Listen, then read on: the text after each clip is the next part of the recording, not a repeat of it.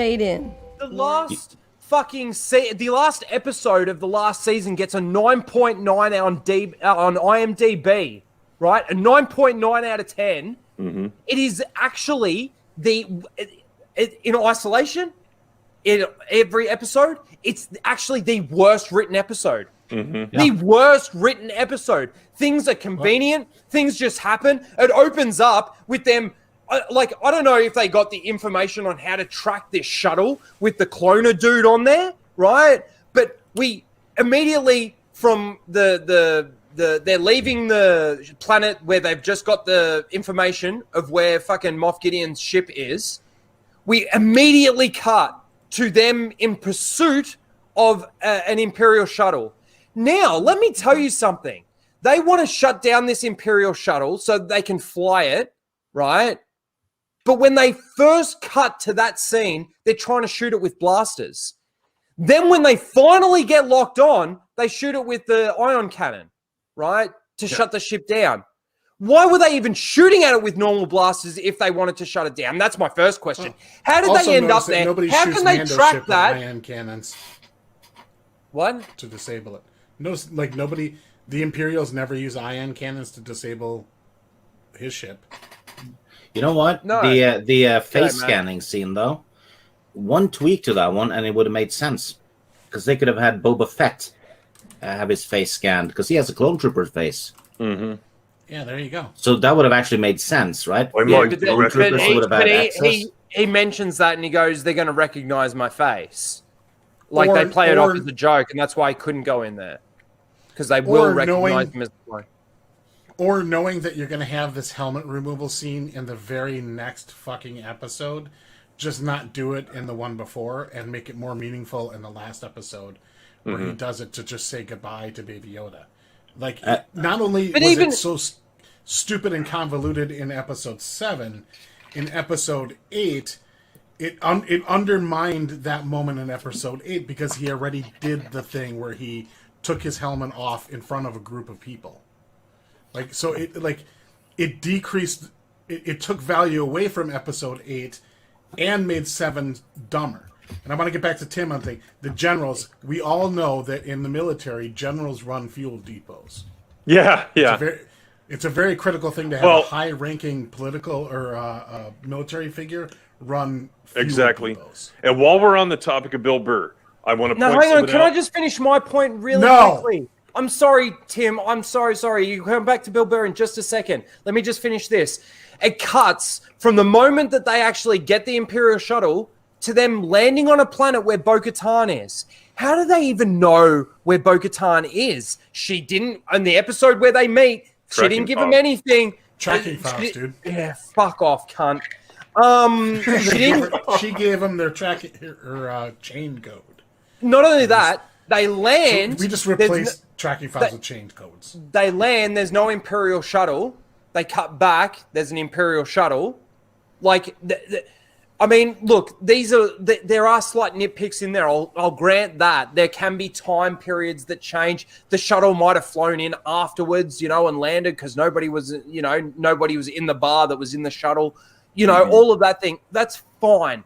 But this is the thing. Nothing was ever sort of in the originals or in the prequels. Nothing was sort of left unturned where you go, how did that actually work like that? Right? There might be some bad stuff. There might be some bad dialogue, or there might be a bit of this, might be a bit of that. But there was never anything where you would ask the question and there wouldn't be an actual answer for it. For example, how do tracking fobs work? For example, you know what? Devil's advocate, though. In episode 5, when the Empire are chasing Han and Leia on the Falcon, they're using regular guns at them too, even turbo lasers. And they're like one hit away from being, blown up too. Yeah. So they should have used ion cannons there as well, though. So yeah, I'm not big on the whole ion cannons being so readily available. If it's just basically super EMP. Not every ship has them. I don't think the X-wing had them, but the Y-wings did. Yes, Y-wings had them. Yes, Chris, yeah. I want to say the reason why that's the case is because Gina Carano got fired. if Gina Carano was still employed by Lucasfilm and still doing season 3 of The Mandalorian, it would be, oh my God, it's the best show ever. We got Luke Skywalker and it's got Gina Carano in it. That's what would be happening. But this core group reason right why here, people aren't defending The Mandalorian anymore is because they fired Gina Carano. And Gina Carano, again, I'll say it, she's an awesome person. I love her as an individual in reality. As a character, her from season 1 to season 2, her plot, her whole backstory and everything is completely contradicted. Completely. It's almost just as bad as Darksaber not being able to be handed over, Dave Filoni forgetting the own canon that he created in the fucking Clone Wars and Rebels. It's just stupid. Sorry, Tim, you wanted to say something about Bill Burr. Well, plus, I'll add this core group right here, you know, and Jeff, and Mara, we've been like criticizing this show logically from day one. Okay, so let the record so reflect. And not just out of hate, but look what we're talking about. This is plot hole garbage. Can I just point out, Tim, that I did like The Force Awakens when I first saw it, and for that, that's fine. And that whole 2 years or whatever before The Last Jedi, and then it was The Last Jedi that thanks for being honest. Opened my eyes. So I'm not saying that people can't like watch it, get the nostalgia feel, and yes, this is really cool, and then sit back and go, nah, it's actually not that good. But that's not what happened. And now that Gina Carano's been fired, that is what's happening. Yeah. Well, I can't say that is what's happening because I haven't necessarily specifically heard a person that said The Mandalorian was really good come out and say The Mandalorian is really bad after the Gina Carano thing. But nobody's defending it anymore. All those people out there that were calling me a hater, that were calling me a retarded fucking idiot that needs to be institutionalized, right? All those cunts out there that were saying that aren't saying that shit anymore because guess what? Gina Carano's been fired and the Luke Skywalker scene wasn't that good. Right. Sorry, Tim, go on. No, just the Bill Burr thing. Burr. Well, just the Bill Burr thing. Every time we bring him up, I think Greg is the one that made this point. That stupid-ass scene that people praise where he finally decides to come into the cafeteria, mess hall, whatever the fuck it was, and sit down and talk to this Southerner, you know, because now Imperials are white Southerners, and sit down and talk to him about, oh, yeah, was it okay to do all this and that? And then they're up in Slave One, like, hand me the rifle. Boom! And he just kills, like, who knows how many thousands of people in the refinery. It's like, okay, that makes sense. Because not every Imperial was probably a bad person. He wasn't. I think that was your point. Well, to be fair, I did kind of probably lift that one from one of EFAP minis. Okay. But, like, I noticed it when I first saw it. I don't think I made a big deal of it in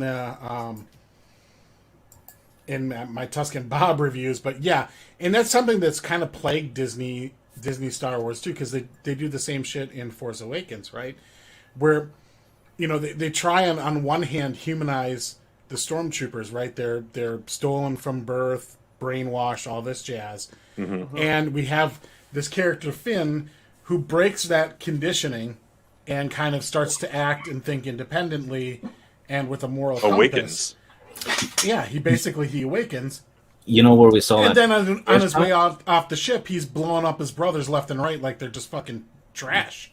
Mm-hmm. The first time that was done was he's hooting and hollering while he's doing it, almost and especially when you get to Rise of Skywalker, it's like there's corridor scenes in that movie where they just like lay waste to like dozens of stormtroopers. They're just running through and just fucking mowing them down without even like the slightest hesitation, and it'd be like that's not very consistent with Finn's background, but they do the same thing in the Mando series. It's just people criticize it in Rise of Skywalker.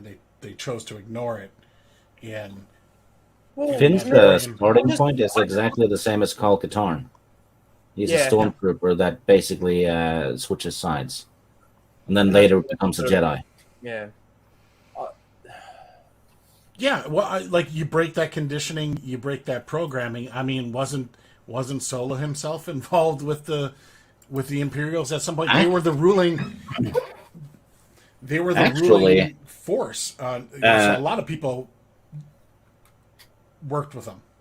Finn's turning point is when they gun down a village, right? That's exactly what turns Kyle Katarn. Kal in the Katarn exact same- sees them gun down a village too, and he's been told that the rebels did it. And then oh shit, these are Imperials. That's when he turns. In the exact same movie, they make him a janitor. So what is a janitor doing in a? It just doesn't make any sense.